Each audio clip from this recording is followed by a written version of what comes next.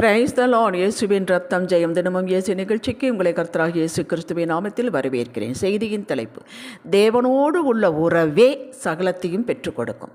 ஆதார வசனம் யோவான் 14:13. நீங்கள் என் நாமத்தினால் எதை கேட்பீர்களோ குமாரனில் பிதா மகிமைப்படும்படியாக அதை செய்வேன். தேவ அன்பிற்கு பாத்திரவான்களே, இந்த பூமியிலே மனிதன் தனக்கு வேண்டியதை தேவனிடம் கேட்காமல் அவர் எதையும் செய்வதில்லை. மனிதனுக்கு வேண்டியதை எல்லாம் உண்டாக்கி விட்டுத்தான் பின் மனிதனையே உண்டாக்கினார். மனிதனை தமது சாயலாய் தமது ரூபத்தின்படியாக உண்டாக்குவோம் என்று சொல்லி உண்டாக்கினார். ஏன்? தமது ஆத்மாவின் சாயலாய் தம்மை போலவே அவன் சிந்திக்க வேண்டும், செயலாற்ற வேண்டும், புது படைப்புகளை தாம் உண்டாக்கினதிலிருந்து உண்டாக்க வேண்டும், தன்னோடு இணைந்து செயலாற்ற வேண்டும், தான் சொல்வதை புரிந்து கொண்டு காரியங்களை நடப்பிக்க வேண்டும், தன்னோடு உறவில் நிலைத்திருக்க வேண்டும் என்பதற்காக. ஒரு எறும்பனுடைய பேச்சை நாம் உணர்ந்து கொள்ள புரிந்து கொள்ள வேண்டுமானால் நாம் எறும்பாகவே மாறினால்தான் அதை புரிந்து கொள்ள முடியும். அதுபோல ஆதியாகமம் 1:26, 27, 28 இந்த 3 வசனங்களை எப்பொழுதும் படிப்பது நல்லது. இந்த 3 வசனங்களுக்குள்ளே மொத்த மனிதனின் வாழ்வும் அடங்கி இருக்கிறது. அவர்கள் ஆளக்கடவர்கள் என்று ஆதியாகமம் 1:26 சொன்னால், அவர் சொன்னால் சொன்னதுதான். நாம் ஆள பிறந்தவர்கள். ஹல்லேலூயா. அடிமை அல்ல, ஆள பிறந்தவர்கள்.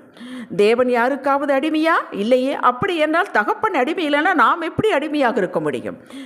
அதில் பின்வாங்குவதில்லை. எல்லாவற்றையும் முன்கூட்டியே நிதானித்து திட்டமிட்டு செய்கிற அனந்த ஞானம் கொண்டவர் அவர். நம்மை போல் எடுத்தோம் கவிழ்த்தோம் என்று செய்வது இல்லை. ஆளுகையை பெற்ற ஆதாம் பிசாசிடம் அடகு வைத்து விட்டான், தேவ கட்டளையை மீறினதனால்.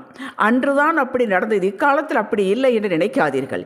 இக்காலத்திலும் தேவ கட்டளைக்கு மீறினால், நமக்கு வகுத்த எல்லையை தாண்டினால், அந்த வினாடியே பிசாசின் ஆளுகை நம்மேல் வந்து விடுகிறது, வந்து விட்டது என்பது பொருளாகும். அது என்ன எல்லை? அது என்ன கட்டளை? வாசியுங்கள் வேதத்தை. இதை நாம் அறிந்திருத்தல் அவசியம். தன் ஒரே பேரான குமாரனையை ஜீவ பலியாக கொடுத்து அவரை சரீரத்தில் ஆக்கினையை அடைய வைத்து மனிதன் இழந்ததை இனி ஒரு பரிசுத்த மனிதனாலே மீட்டு கொடுத்தார். நாம் அடைய வேண்டிய ஆக்கினையை அவர் அடைந்தார். நாம் அடைய வேண்டிய மரண தண்டனையை அவர் அடைந்தார். நாம் எதுவுமே செய்யாமல் விசுவாசித்து ரட்சிப்பை பெற்றுக்கொண்டோம். அந்த ஆதியின் ஆளுகை மறுபடி நமக்கு வந்துவிட்டது, கிடைத்து விட்டது. நாம் தொலைத்து விடக்கூடாது. நாம் இப்போது தெய்வ குடும்பத்தில் ஒரு நபராகிவிட்டோம். இனி நமது பணி, வேலை, கர்த்தரோடு தகப்பனோடு இணைந்து அவரது சித்தத்தை வேலை இந்த பூமியில் நிறைவேற்ற வேண்டும். நம்மை கொண்டுதான் அந்த பூமியிலே அவருடைய சித்தத்தை நிறைவேற்றுவார். தேவ தூதர்களை கொண்டல்ல, மிருகங்களை கொண்டல்ல, எதையும் கொண்டு அல்ல. தலையாய வேலை நமக்கு இன்னும் அவருடைய வெளிச்சத்திற்குள், அன்பிற்குள், கிருபைக்குள் வராதவர்களை உள்ளே கொண்டு வரும் பணிதான் நம்முடைய யாவருக்கும் உள்ள பணி. இது நம்முடைய கடமை, பொறுப்பு. ரட்சிப்பு அவருடையது, வல்லமை அவருடையது. ஒரு மனிதனுக்கு கிரியை செய்து அவர் பக்கம் திருப்பது அவரால் தான் மட்டுமே முடியும். அப்படி என்றால் எல்லாம் அவரால் தான் முடியும், அவர்தான் செய்ய வேண்டும் என்றால் நம்முடைய பணி என்ன, வேலை என்ன? நாம் சாட்சியாக முதலில் வாழச் சொல்கிறார். ஆண்டவருக்குள் இருந்தால், நிலைத்திருந்தால், அவரை இறுக பற்றி கொண்டால், ரட்சிப்பு அடைந்தால் எப்படி வாழலாம் என்பது நம் வாழ்க்கை காட்ட வேண்டும். நம்ம வாழ்ந்து காட்ட வேண்டும். வாழ்ந்து காட்டுவதுதான் நம்முடைய செய்தி, அதுதான் நம்முடைய சத்தியம். வெளிச்சத்திற்குள், கர்த்தரின் அரவணைப்புக்குள், ரட்சிப்புக்குள் இருந்தால் நமக்கு வேண்டியதை எல்லாம் தேவன் சந்திப்பார் என்பதையும், நமக்கு என்ன வேலை, பொறுப்பு, குடும்பம் கொடுத்திருக்கிறார், உத்தியோகம் கொடுத்திருக்கிறார், பிஸ்னஸ் கொடுத்திருக்கிறார், உறவுகள் கொடுத்திருக்கிறார், நட்புகள் கொடுத்திருக்கிறார், கொடுக்கப்பட்ட அத்தனைக்கு நாம் பொறுப்புள்ளவர்களாக அவர் விரும்புகிற வண்ணம் செய்தால் மகிமையின் மேல் மகிமை அடையலாம் என்பதை நம்முடைய வாழ்வை காட்ட வேண்டும். அதுதான் நம்முடைய வேலை. நாம் அடைந்து கொண்டிருக்கிற நன்மைகளை காட்ட வேண்டும். சுவிசேஷத்தின் மகிமை என்ன என்பதை சொல்ல வேண்டும். ஹல்லேலூயா. இதற்குத்தான் நமக்கு சகலத்தையும் கொடுத்திருக்கிறார். நமக்கு சகலத்தையும் கொடுத்திருப்பது நாம் அடைந்து கொண்டு கால் நீட்டி வைத்து கொண்டு சாப்பிட்டு கொண்டு தூங்குவதற்காக அல்ல. பொறுப்பு உண்டு. கேட்க சொல்லுகிறார். அவசியத்தில் எழும் ரிக்வெஸ்டுகளுக்கு ஜபத்தை உடனே கேட்கிறார். மேலே சொன்ன கருத்துக்களை மனதில் வைத்து நாம் யார், நமக்கு என்ன பொறுப்பு, என்ன தேவை, நாம் என்ன செய்ய வேண்டும், யாரை சார்ந்திருக்கிறோம் என்பது தெளிவு இல்லை என்றால் குழப்பம்தான், கவலைதான் மிஞ்சும். 2 ராஜாக்கள் 2:9 எலியா எலிசாவை நோக்கி, நான் உன்னை விட்டு எடுத்துக்கொள்ளப்படும் முன்னே நான் உனக்கு செய்ய வேண்டியது என்ன கேள் என்றார். எலிசா கேட்டான். உம்மிடத்தில் உள்ள ஆவியின் வரம் எனக்கு இரட்டிப்பாக கிடைக்கும்படி வேண்டுகிறேன் என்றான். பெற்றுக்கொண்டான். ஆண்டவரே கேட்க வைத்து கொடுக்கிறார். பல சமயங்கள் நமக்கு கொடுத்து ஊழிய பொறுப்பை நிறைவேற்றி முடிக்க கேட்கும்போது உடனே சேங்ஷன் ஆகிறது. சாலமோன் தனக்கு கொடுத்த ராஜாங்கத்தை நடத்த ஞானம் கேட்டான். இந்த ஜெபம் தேவனுக்கு பிரியமாயிருந்தது. எப்படி பிரியமாயிருந்தது? அவர் ஒரு பொறுப்பு கொடுத்திருக்கிறார், ராஜாங்கம். இதை நடத்துவதற்கு எனக்கு ஞானம் வேண்டும் என்று கேட்டான். அப்படித்தான் குடும்பம் கொடுத்திருக்கிறது, பிசினஸ், வேலை, உறவுகள், நட்புகள் கொடுக்கப்பட்டிருக்கிறது. இதை எப்படி அப்பா நடத்துவது? ஞானம் கொடுங்க, வாய்க்கு செய்யுங்க, வெளிச்சம் கொடுங்க, உதவி செய்யுங்க. இது அவருக்கு பிரியம்.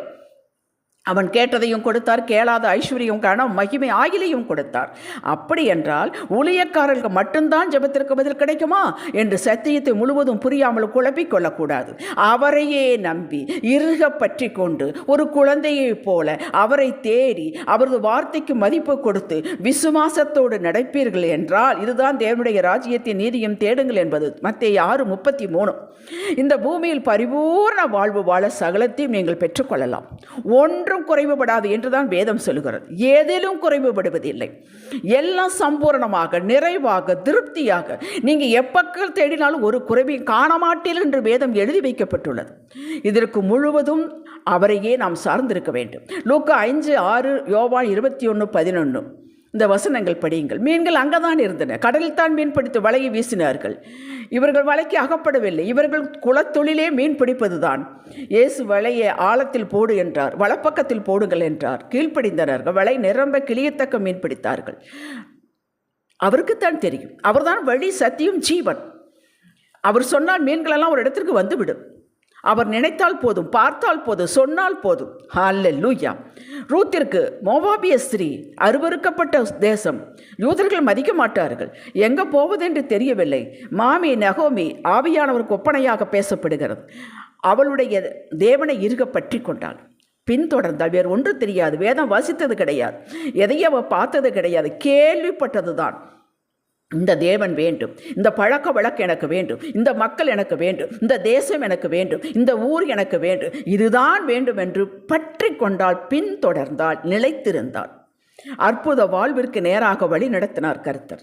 தாவீதை கேளுங்க, சொல்லுவான், எனக்கு கர்த்தரை தவிர வேறு ஒன்றும் அவசியமில்லை, பற்றி கொண்டேன், அவரையே நோக்கி பார்த்தேன், பிரகாசம் அடைந்தேன் என்பான். ஆடு மேய்த்தவன் அரசன் ஆனான். யாருடைய ஜெபங்களுக்கு பதில் கிடைக்க தாமதமாகிறது, கிடைப்பதும் இல்லை என்றால் தேவைக்கு மாத்திரம் அவரிடம் வருவது. சுயநலம், எனக்கு இது தேவை என்றால் ஓடி வருவது, கேட்பது, பெற்றுக்கொள்வது, மறுபடி எப்போ தேவையோ அப்படி வருவது. இப்படிப்பட்டவர்களுக்கு ஆண்டவர் தன்னுடைய அங்கலாப்பு படுகிறார். வெறுப்பதில்லை, அங்கலாப்பு படுகிறார்.